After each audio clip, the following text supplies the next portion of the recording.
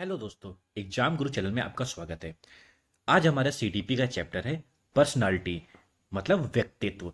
और ये बहुत इंपॉर्टेंट टॉपिक है, थोड़ा सा लेंदी टॉपिक है, तो इसको आप लोग अच्छे से पढ़िएगा और मैं बहुत अच्छे से आपको समझा दूंगा, तो आपको कोई भी दिक्कत नहीं होगी। तो चलिए शुरू करते हैं। पर्सनालिटी पर्सनालिटी वैसे होता क्या है? देखा होगा आप, बोलते होंगे हर व्यक्ति में कोई ना कोई पर्सनालिटी होती है। उसकी पर्सनालिटी अच्छी है, उसकी पर्सनालिटी खराब है, उसका व्यक्तित्व अच्छा है। तो वही देखेंगे क्या होता है पर्सनालिटी, उसके क्या क्या वर्गीकरण किए गए हैं, कौन कौन वैज्ञानिकों ने, मनोवैज्ञानिकों ने उसके बारे में उसके प्रकार बताए गए हैं। तो सारा कुछ हम लोग इस टॉपिक में कवर करेंगे जो एग्जाम के लिए बहुत इंपॉर्टेंट है। तो चलिए शुरू करते हैं। देखिए, यहाँ पर व्यक्तित्व की परिभाषा लिखी गई है, किसकी? पर्सनालिटी की, यानी कि व्यक्तित्व। क्या लिखा गया है इसी पॉइंट देखिए। व्यक्तित्व मनुष्य के सभी पहलुओं का योग है। क्या है? सभी पहलुओं का योग है। क्या? व्यक्तित्व। बोला गया है व्यक्तित्व मनुष्य के सभी पहलुओं का योग है। जो भी मनुष्य में जितने भी एस्पेक्ट होते हैं, जितने पहलू होते हैं, उन सबका योग किया जाता है, तो वो होता है पर्सनालिटी। देखिए इंग्लिश में लिखा है, personality is the sum of all aspect in a human being. Personality is the sum of all aspect in a human being. अब देखिए यहां पे दूसरा पॉइंट लिखा है, पर्सनालिटीज लैटिन भाषा के, किससे? लैटिन भाषा के परसोना से बना है, जिसका अर्थ होता है बाहरी आवरण। क्या होता है बाहरी आवरण? नकली चेहरा, नकाब या फिर मास्क। तो अगर कभी आपसे पूछा जाए पर्सनालिटी शब्द कौन सी भाषा से है, तो बताएंगे लैटिन भाषा का शब्द है। किसका है? लैटिन भाषा का शब्द है। ठीक है, चलिए पढ़ते हैं आगे हम लोग। अब देखिए यहाँ पे दो पॉइंट है, बहुत ही अच्छे पॉइंट है, स्टार बना के लिख लीजिएगा इनको। क्या लिखा है? व्यक्तित्व में शारीरिक, क्या? शारीरिक तथा मनोवैज्ञानिक दोनों पक्ष शामिल होते हैं। तो क्या बोला गया है? व्यक्तित्व में जो पर्सनालिटी होती है उसमें शारीरिक और मनोवैज्ञानिक पक्ष दोनों शामिल किए जाते हैं। ऐसा नहीं है कि आप उसके शरीर को देख के बता देंगे उसका व्यक्तित्व कैसा होगा। नहीं, आप उसके जो मनोवैज्ञानिक पक्ष है उसको भी देखना पड़ेगा। आपको शारीरिक भी देखना पड़ेगा, मनोवैज्ञानिक पक्ष भी देखना पड़ेगा। देखिए पहले के समय में क्या होता था, जैसे हम लोगों को किसी की व्यक्तित्व बताना होता था या पर्सनालिटी बतानी होती थी, तो हम लोग केवल उसके बाह्य आवरण को देख के पर्सनालिटी बता देते थे। पहले यही परिभाषा होती थी।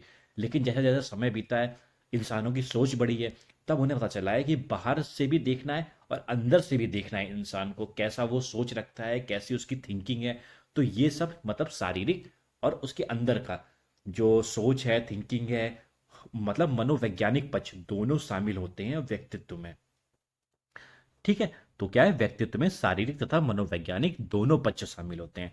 देखिए दूसरा पॉइंट क्या है, सबकी पर्सनालिटी अलग होती है। मतलब हर एक बंदा, हर एक इंसान मतलब अलग है, यूनिक है। सबकी पर्सनालिटी अलग होती है। ठीक है, अलग होती है सबकी पर्सनालिटी, कोई भी सेम नहीं। जैसा हम लोगों ने पढ़ा था व्यक्तिगत विभिन्नता के बारे में, जो चैप्टर पढ़ा था इंडिविजुअल डिफरेंसेस, उसमें भी बोला गया था हर एक इंसान अलग है, भले वो ट्विंस हो वो भी अलग है। तो उसमें भी वही बोला है, सबकी पर्सनालिटी अलग होती है। मतलब किसी की पर्सनालिटी सेम नहीं दिखेगी आपको, कुछ ना कुछ उसमें विभिन्नता होगी। चलिए पढ़ते हैं आगे। देखिए जो मैंने अभी बताया वही यहां पर भी लिखा हुआ है। देखिए क्या लिखा है, प्राचीन समय में बाह्य रूप रेखा के आधार पर, कैसे? बाह्य रूप रेखा के आधार पर व्यक्तित्व परिभाषित किया जाता था। लेकिन आज परिभाषा बदल चुकी है। अब क्या होता है, वर्तमान में बाह्य एवं आंतरिक गुणों के समावेश को व्यक्तित्व कहा गया है। पहले क्या होता था, पहले केवल बाह्य रूप को देख लिया जाता था, उससे व्यक्तित्व बता दिया जाता था इंसान का। अब क्या होता है, बाह्य व आंतरिक गुणों के समावेश को व्यक्तित्व कहा गया है। तो पहले बाह्य रूप देखा जाता था, अब बाह्य और आंतरिक दोनों रूप देखा जाता है। अब देखिए कुछ व्यक्तित्व की परिभाषाएं लिखी हुई है यहाँ पे, जो मनोवैज्ञानिक है उनमें उन्होंने अपने अपने तर्क के आधार पर व्यक्तित्व की परिभाषा दी है, पर्सनालिटी की डेफिनेशन दी है। अब देखते हैं क्या डेफिनेशन है उनकी। देखिए क्या लिखा है, आलपोर्ट के अनुसार, क्या मनोवैज्ञानिक का नाम है? आलपोर्ट। उन्होंने क्या बोला है देखिए, व्यक्तित्व उन मनोदैहिक व्यवस्थाओं का गत्यात्मक संगठन है जो वातावरण के साथ समायोजन स्थापित कर लेता है। क्या बोला है? मनोदैहिक व्यवस्थाओं का गत्यात्मक संगठन है जो वातावरण के साथ समायोजन स्थापित कर लेता है। ठीक है, अब बढ़ते हैं, ये कैटल ने देखिए क्या बोला है। कैटल ने क्या बोला है, व्यक्तित्व वह है जिसके द्वारा हम भविष्यवाणी कर सकते हैं कि कोई व्यक्ति किस परिस्थिति में कैसा और क्या कार्य करेगा। तो क्या बोला है, हम भविष्यवाणी कर सकते हैं कि कोई व्यक्ति किसी परिस्थिति में कैसा और क्या कार्य करेगा। चलिए अब देखते हैं तीसरे जो मनोवैज्ञानिक है, क्या नाम है उनका, गिलफोर्ड। उन्होंने क्या बोला था, उन्होंने बोला व्यक्तित्व, क्या, पर्सनालिटी व्यक्ति के गुणों का समन्वित रूप है। पर्सनालिटी क्या है, व्यक्ति के गुणों का समन्वित रूप है। अब एक लास्ट है विलियम वुडवर्थ, इनके अनुसार देखते हैं व्यक्तित्व की क्या परिभाषा है। तो इन्होंने बोला व्यक्तित्व व्यक्ति के व्यवहार की समग्र विशेषता है। क्या है, व्यक्ति के व्यवहार की समग्र विशेषता। ये कई बार स्टेटमेंट पूछ ले जाते हैं, तो आप कैसे याद रखेंगे। देखिए जब जब ये पूछा जाए व्यक्ति के व्यवहार की समग्र विशेषता व्यक्तित्व है, ये स्टेटमेंट किसका है, तो इन्होंने क्या बोला, व्यक्तित्व को किससे जोड़ा, व्यक्ति के व्यवहार से। तो इसमें क्या आ रहा है, इसमें वाह आ रहा है, और वाह वुडवर्थ में भी आता है, तो आप लगा देंगे वुडवर्थ। तो इससे आप एक छोटी सी ट्रिक हो गई, तो इससे आप याद रखिएगा। और देखिए दूसरी ट्रिक ये गिलफोर्ड वाली क्या है, इसमें व्यक्ति के गुणों का समन्वित रूप है। किसका है, गुणों का। देखिए गा से गुणों हो जाता है और गा से गिलफोर्ड भी हो जाता है, तो इससे आप थोड़ा सा कनेक्ट कर लीजिएगा। तो गिलफोर्ड क्या होता है, गिलफोर्ड ने मतलब क्या बोला था, उन्होंने बोला था व्यक्तित्व व्यक्ति के गुणों का समन्वित रूप है, क्या है, व्यक्तित्व। तो गुणों से आप गिलफोर्ड याद रख लीजिएगा और व्यवहार से वुडवर्थ याद रख लीजिएगा। अब देखते हैं व्यक्तित्व क्या है। देखिए व्यक्तित्व गुणनफल है अनुवांशिकता, यानी कि हेरिडिटी और इन्वायरमेंट, अनुवांशिकता तथा पर्यावरण का। क्या है, व्यक्तित्व गुणनफल है। तो देखिए यहाँ लिखा भी है व्यक्तित्व इज इक्वल टू वंशानुक्रम और वातावरण। ये अनुवांशिकता भी हो सकता है, वंशानुक्रम भी हो सकता है, हेरिडिटी भी हो सकता है, कुछ भी बोल सकते हैं आप, तीनों एक ही चीज है। तो क्या है, व्यक्तित्व क्या है, वंशानुक्रम और वातावरण का, मतलब हेरिडिटी। इसको ऐसे लिख सकते हैं H into environment, heredity into environment. क्या है, व्यक्तित्व P equal to personality equal to H into E. चलिए आगे बढ़ते हैं। देखिए यहाँ पे एक पॉइंट दिया गया है, क्या लिखा है, व्यक्तित्व के सिद्धांत में मनोविश्लेषणात्मक, क्या, मनोविश्लेषणात्मक सिद्धांत किसने दिया था। देखिए आप पढ़ भी चुके हैं विश्लेषणात्मक सिद्धांत के बारे में। साइकोसेक्सुअल थ्योरी किसने दी थी, सिगमंड फ्राइड ने दी थी। तो वो जो, और व्यक्तित्व में भी मनोविश्लेषणात्मक किसने दिया है, वो भी सिगमंड फ्राइड ने ही दिया है। तो आप नाम से आपको तुरंत कनेक्ट हो जाएगा कि किसने दिया है, मनोविश्लेषणात्मक जब भी आए तो सिगमंड फ्राइड ने दिया है। अब देखते हैं हम लोग व्यक्तित्व के प्रकार, ये बहुत इंपॉर्टेंट है, ये क्वेश्चन एग्जाम में इससे जरूर आता है। अब यहाँ पे पांच छह हम लोग मनोवैज्ञानिक हैं, उनके आधार पर जो उन्होंने व्यक्तित्व के प्रकार दिए हैं अपने अपने हिसाब से, अब उसको देख लेते हैं। जो भी इंपॉर्टेंट है मैंने केवल वही लिखे हुए हैं, केवल एग्जाम में वही आएंगे, उसके बाहर का आपको एक भी नहीं मिलेगा। तो चलिए जो पहला है उसको देखते हैं, हिप्पोक्रेट्स। क्या नाम है इनका, हिप्पोक्रेट्स। देखिए इन्हों हिप्पोक्रेट्स ने सबसे पहले व्यक्तित्व के बारे में वर्गीकरण किया था। तो अगर पूछा जाए सबसे पहले वर्गीकरण किसने किया था, तो हिप्पोक्रेट्स ने किया था। अब देखिए क्या लिखा है, हिप्पोक्रेट्स द्वारा 400 बीसी में, मतलब 400 बीसी में, इतने साल पहले, मतलब 2400 साल पहले इन्होंने पहली बार व्यक्तित्व का वर्गीकरण किया। और किसके आधार पर किया था, चिकित्सा के आधार पर किया था। देखिए लिखा है चिकित्सा के आधार पर चार भागों में बांटा।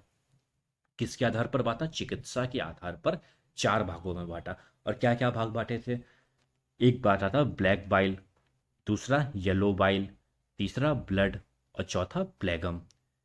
तो ये चार हो गए। इसको हिंदी में क्या बोलते हैं, काला पित्त वाला, पीला पित्त वाला, अधिक रक्त वाला और कफ प्रधान व्यक्तित्व। आप इंग्लिश में याद करिए, वो ज़्यादा अच्छा रहेगा आपके लिए, black bile, yellow bile, blood, phlegm. तो ये चार टाइप हो गए। अब देख लेते हैं अगला जो सेकंड नंबर है वो क्या है। देखिए सेकंड नंबर है युंग। क्या है, युंग।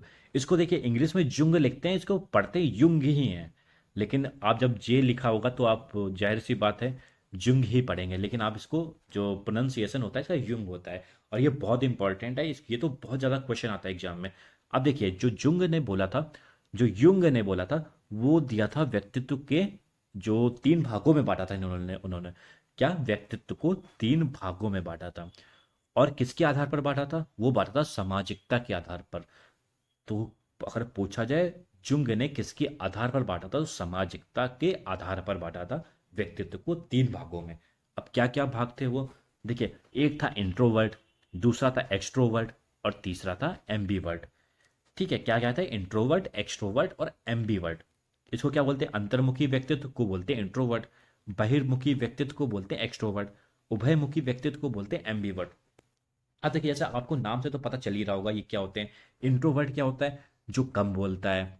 एक्सट्रोवर्ट क्या होता है, जो ज़्यादा बोलता है। एम्बीवर्ट क्या होता है, जो ना ज़्यादा बोलता है ना कम बोलता है, उसको बोलते हैं एम्बीवर्ट। अब देखते हैं एक एक करके इन तीनों को देख लेते हैं जल्दी से हम लोग। देखिए, अंतर्मुखी व्यक्तित्व यानी कि इंट्रोवर्ट, जो कम बोलता है, उसके बारे में क्या क्या चीज़ें हैं, एकांत प्रिय, चुपचाप रहने वाले, अपने मित्रों की संख्या कम रखने वाले, अपने काम से, यहाँ काम होगा, अपने काम से काम रखने वाले, सहयोग और सामाजिकता की भावना का अभाव रहता है इनमें। तो ये हो जाते हैं अंतर्मुखी यानी कि इंट्रोवर्ट। अब देखते हैं एक्सट्रोवर्ट, जो बहुत ज़्यादा बोलते हैं। वो क्या होते हैं, विनोद प्रिय, वाक्रपटु, मित्रों की संख्या की अधिकता, समाज में लोकप्रिय, सहयोग और सामाजिकता की भावना अधिक होती है इनमें। जो एक्सट्रोवर्ट होते हैं उसमें सहयोग और सामाजिकता की भावना अधिक होती है। अब बढ़ते हैं तीसरे पॉइंट पर अपने। वो क्या था, उभयमुखी यानी कि एम्बीवर्ट, जो ना ज़्यादा कम बोलते हैं ना ज़्यादा बोलते हैं। और इसके बारे में क्या है, ये अंतर्मुखी और बहिर्मुखी व्यक्तित्व का मिश्रण है। मतलब ये इंट्रोवर्ट और एक्सट्रोवर्ट का मिश्रण होता है, मिक्सचर होता है। यह समय और आवश्यकता आवश्यकता के अनुसार अपने व्यवहार में परिवर्तन कर लेते हैं। जब इनको लगता है हाँ यहाँ पर मुझे ज़्यादा बोलना चाहिए, तो वो एक्सट्रोवर्ट हो जाते हैं। और जब लगता है यहाँ मुझे चुप रहना ही बेहतर है, तो वहाँ पे वो इंट्रोवर्ट हो जाते हैं। वो मतलब समय और आवश्यकता के अनुसार अपने आप को बदलते रहते हैं। ठीक है, अब ये हम हमारा जुमका तीनों हम लोगों ने देख लिए हैं। अब बढ़ते हैं आगे, क्रैस्मर। ये भी बहुत आता है एग्जाम में। अब क्रैस्मर ने क्या दिया था, क्रैस्मर ने दिया था जो व्यक्तित्व को चार भागों में बांटा था। और उन्होंने जो अपने बांटा था वो किसके आधार पर बांटा था, वो बांटा था शारीरिक शारीरिक बनावट के आधार पर। देखिए, लिखा है शारीरिक रचना के अनुसार चार व्यक्तित्व के प्रकार बताए। किसने बताए, क्रैस्मर ने। इनका पूरा नाम क्या है, अर्नस्ट क्रैस्मर। ठीक है, और इन्होंने क्या क्या बताए थे, देखिए चार ये दिए गए हैं।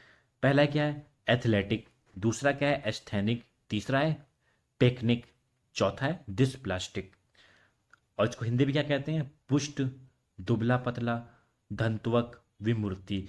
वैसे मैं तो यही बोलूँगा, आप हिंदी में मत याद करिएगा, आप केवल इंग्लिश में ही याद करिएगा। क्योंकि कभी कभार हिंदी के जो क्वेश्चन टाइप होते हैं ना, उसमें यही लिख के आ जाएगा, एथलेटिक, एस्थेनिक, पिकनिक, डिसप्लास्टिक। अगर आपने इंग्लिश ये हिंदी वाले वर्ड याद किए होंगे तो वहाँ पे वो एग्जाम में मिलेंगे नहीं।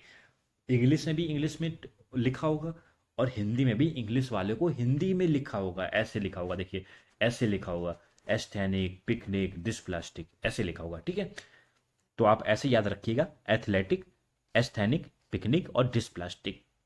ये किसने दिए थे, ये चार व्यक्तित्व दिए थे शारीरिक रचना के आधार पर। किसने, अर्नस्ट क्रैस्मर ने। अब देखते हैं इनके बारे में, देख लेते हैं एक एक करके, जल्दी जल्दी देख लेते हैं। देखिए, एथलेटिक। अब आपको समझ में आ रहा होगा एथलेटिक्स से क्या समझ में आ रहा है आपको। एथलेटिक क्या होते हैं, एथलीट क्या होते हैं, जो स्पोर्ट्स पर्सन होते हैं। तो स्पोर्ट्स पर्सन का शरीर कैसा होता है, बहुत अच्छा शरीर होता है उनका, बहुत फुर्तीले होते हैं, लंबे चौड़े होते हैं। तो देखिए वही लिखा है, एथलेटिक क्या है, सुगठित अंग, पुष्ट मांसपेशियां, चौड़े कंधे, लंबे हाथ पैर और सभी ढंग के मनोकूलन समायोजन करने वाला। ठीक है, एथलेटिक से आप समझ सकते हैं। अब देखिए, एस्थेनिक क्या होते हैं, एस्थेनिक होते हैं दुबले पतले लोग।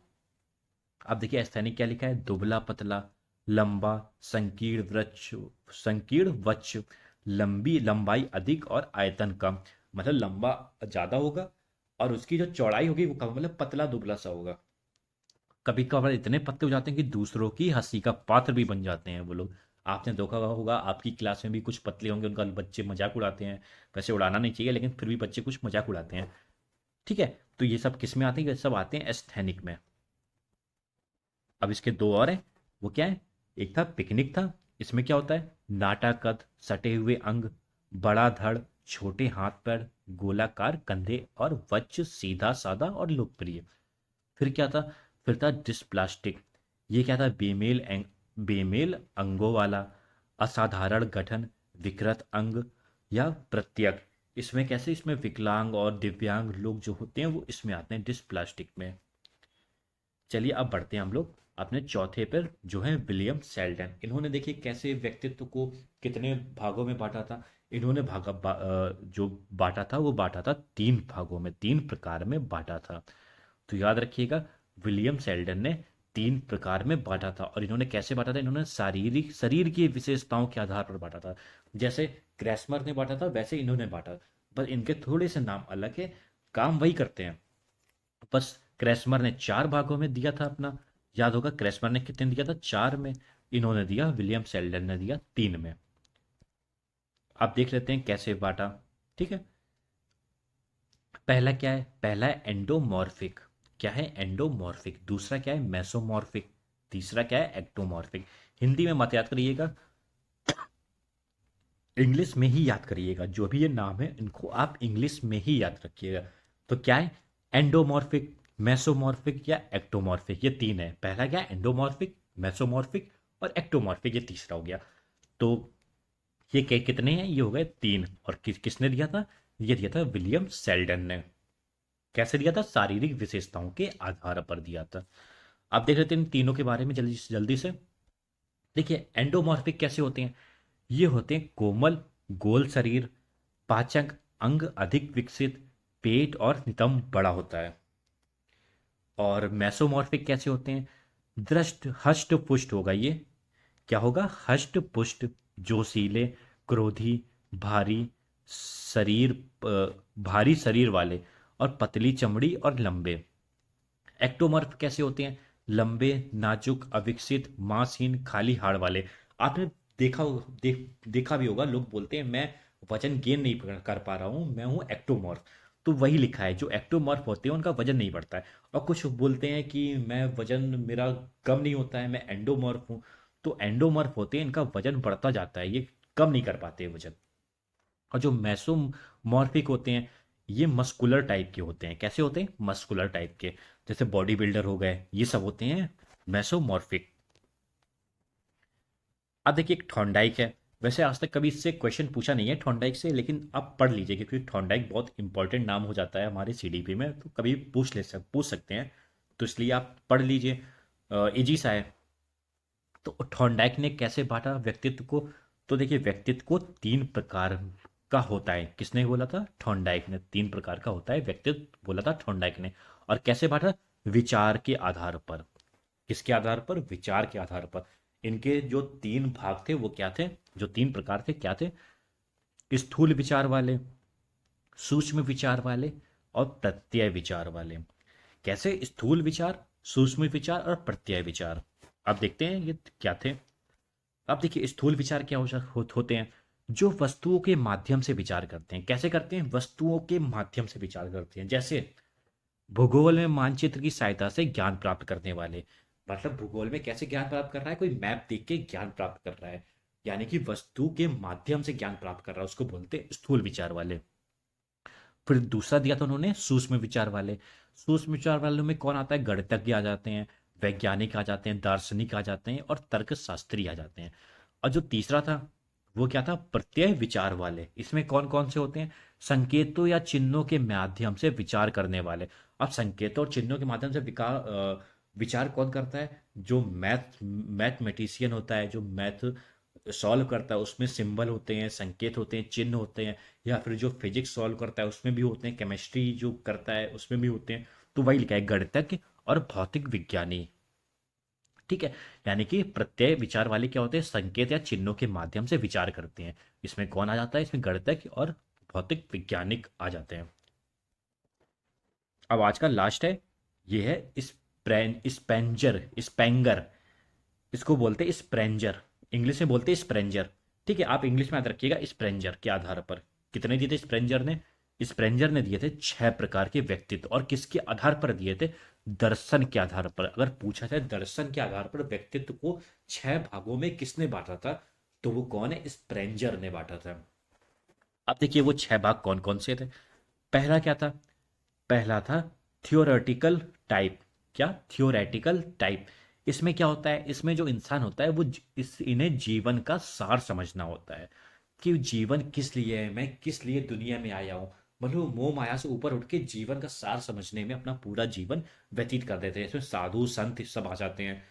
ठीक है। और दूसरा टाइप क्या होता है? दूसरा टाइप होता है इकोनॉमिक टाइप। इसमें क्या होता है? इसमें इंसान केवल ये सोचता है मैं कैसे पैसा कमाऊं और कैसे पैसे को खर्च करूं। तो इसमें क्या है? पैसा कमाओ और उड़ाओ। किसमें आता है? इकोनॉमिक टाइप में। अब बाकी के चार देखते हैं। तीसरा टाइप क्या है? Aesthetic type. इसमें क्या होता है? जो एस्थेटिक होता है, इसमें इंसान सुंदरता की तरफ आकर्षित होता है। उसे कोई पेंटिंग दिख गई, बहुत सुंदर पेंटिंग पेंटिंग है, तो वो चाहेगा मैं इसको खरीद लूँ, ये मेरे पास आ जाए किसी तरह। तो इसमें यही है, सुंदरता के प्रति आकर्षित होते हैं। क्या होते हैं? आकर्षित, अट्रैक्ट होते हैं सुंदरता के प्रति। चौथा क्या है? चौथा है सोशल टाइप।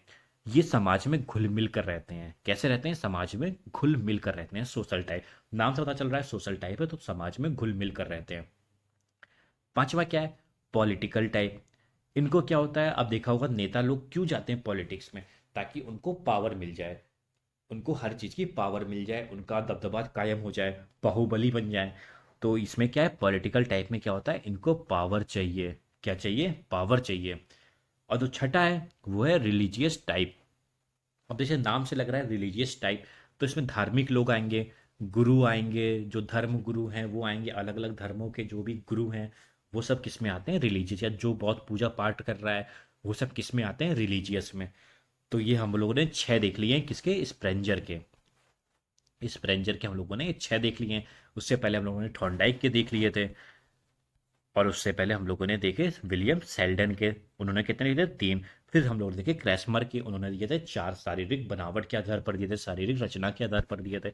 उससे पहले हम लोगों ने देखे थे युंग के। किसके? युंग के या फिर जुंग के। इन्होंने किसने दिए? कितने दिए थे? तीन दिए थे सामाजिकता के आधार पर। क्या दिए थे? इंट्रोवर्ट, एक्सट्रोवर्ट या फिर एम्बीवर्ट। फिर हम लोग सबसे पहले गए थे हिप्पोक्रेट्स पर। इन्होंने 400 बीसी में ही दे दिया था। देखिए कितने साल पहले, मतलब आज से 2400 साल पहले बता दिया था कि व्यक्तित्व के चार भाग हैं। और किसके आधार पर दे दिया? चिकित्सा के आधार पर। तो हम लोगों ने देख लिया, और ये भी देख लिया था। और हम लोगों ने ये भी देख लिया कि मनोविश्लेषणात्मक जो सिद्धांत दिया था व्यक्तित्व का, वो दिया था सिगमंड फ्राइड ने। किसने दिया था? सिगमंड फ्राइड ने। और हम लोगों ने ये भी देख लिया कि व्यक्तित्व क्या होता है?